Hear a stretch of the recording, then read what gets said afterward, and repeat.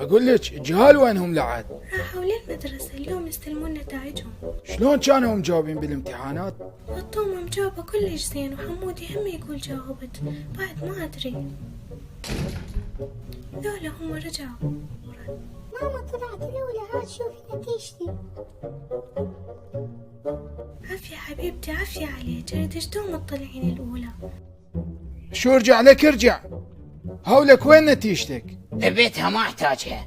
ما تحتاجها شنو؟ ناجح لو راسب. طالع مكمل، ما أدري بش كم درس. صدق ولك؟ والله العظيم كنت مجاوب زين، بس هم شادين وياي.